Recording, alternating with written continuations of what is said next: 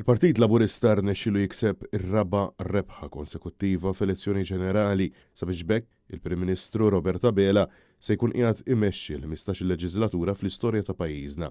Fil-fatt, il-Partit Laburista rebaħ bi ftit inqas minn 22,000 vot u se jkollu 5 siġġijiet maġġoranza fil-Parlament b'36 siġġu għall-Partit Laburista u 31 għall-Partit Nazzjonalista.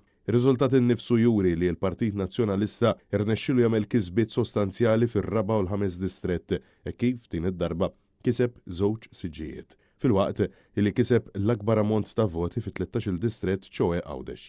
Matul din l-elezzjoni ġenerali ivvotaw 87.5% ta' dawk eliġibbli, b'aktar minn 6,000 vot ikun dikjarat invalidu u aktar minn 44,000 persuna għal xi raġuni jew oħra ma ħarġux jivvotaw.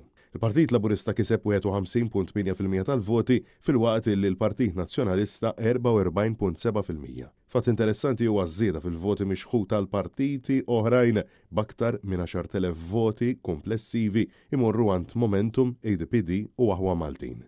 Intant spikaw wkoll l-ammont ta' nisa illi kienu eletti mal-ewwel count dak kif fil-waqt li fl-2022 kienu 4 biss in-nisa li telu mal-ewwel fil-Parlament din id-darba dawn ammontaw għal 12 deputat. Dan kif 10 nisa kisbu 12 siġġu parlamentari minn 67. Il-kandidata tal-Partit Nazzjonalista Rebecca Borċ u l-kandidata tal-Partit Laburista Mirjam Dalli kienu eletti minn żewġ distretti.